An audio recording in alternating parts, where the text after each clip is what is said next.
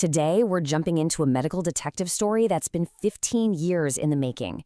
It's a story about a single, tiny genetic clue that has totally flipped our understanding of liver disease on its head. So let's kick things off with a huge question. What if the main reason for a massive global health crisis wasn't just about what you eat or how much you exercise, but was actually hardwired into your genetic code? That's exactly what we're going to unpack today. All right, first things first, we've got to set the scene. We need to get a handle on just how big this problem is, because believe me, it has quietly become a massive worldwide issue. That's right, this isn't some rare back-of-the-textbook condition. Steatotic liver disease has now officially overtaken every other liver problem to become the #1 cause around the globe. And that makes finding out what's really behind it more urgent than ever. So what is it exactly? Well, at its core, steatotic liver disease is just what it sounds like, a buildup of too much fat in your liver cells. Now, this can be triggered by things like metabolic problems or alcohol, but as we're about to see, the biggest piece of the puzzle might just be the one you get from your parents. And that brings us to the breakthrough. I mean, the major turning point in this whole story. After years and years of searching, scientists finally found it, the genetic smoking gun, a single variant that just kept showing up at the scene of the crime. And this timeline, man, it really shows you how the case was built, piece by piece. It all started back in 2008, when they first connected this gene, PNPLA3, to liver fat. Just 2 years later, they realized it was also tied to serious liver scarring. By 2014, it was a prime suspect for causing liver cancer. And that all leads up to today, where we're seeing the very first drugs designed to target this gene, and they're showing incredible results. You know, you gotta give credit where it's due. That huge discovery in 2008 came from 2 researchers, Helen Hobbs and Jonathan Cohen. They were working on the Dallas Heart Study, just sifting through mountains of data when they found it. Just one variant in the PNPLA3 gene that was overwhelmingly, undeniably linked to having extra fat in the liver. But here's where it gets really serious. This genetic variant, it doesn't just cause a little extra fat to hang around. No way.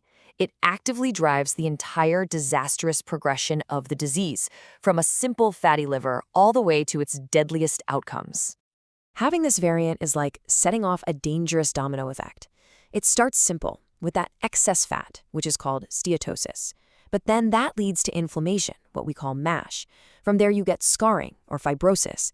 That can become cirrhosis, which is permanent, irreversible damage. And the final domino to fall? A deadly type of liver cancer.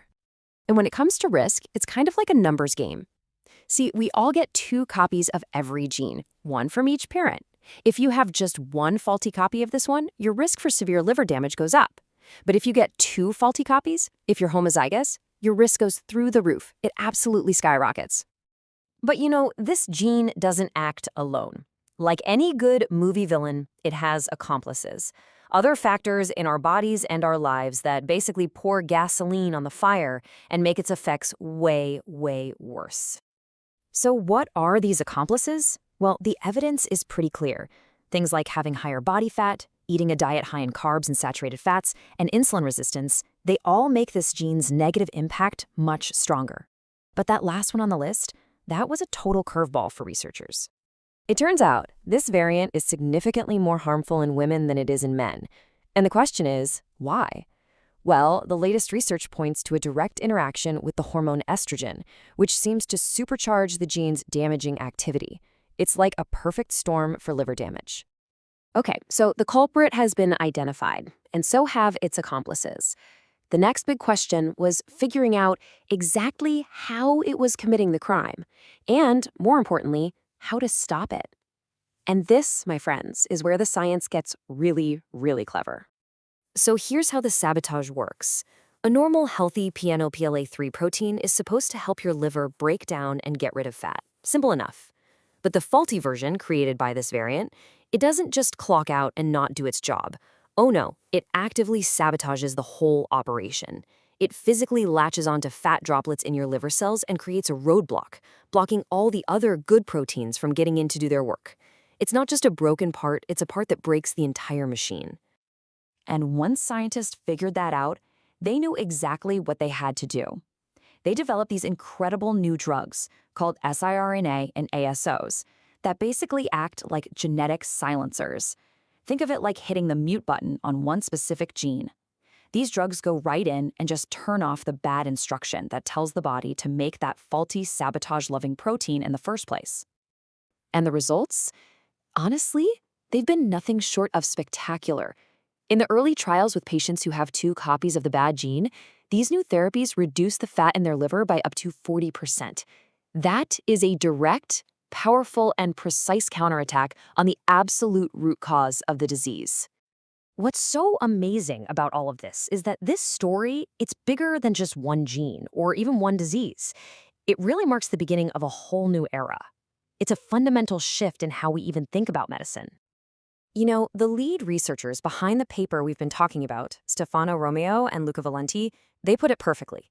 They said that this work is the very first real-world proof that we can use a person's specific genetic code to precisely treat a common complex disease. And that's the real takeaway here.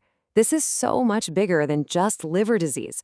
We are finally moving away from one-size-fits-all medicine and into an age of truly personalized precision therapies that are tailored to your unique DNA. It is a complete and total game changer.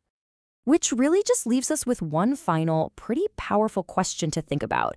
If we can understand our own genetic risks this clearly, are we standing on the edge of a future where we can prevent diseases like this before they even begin? It seems like the answer might just be written in our DNA.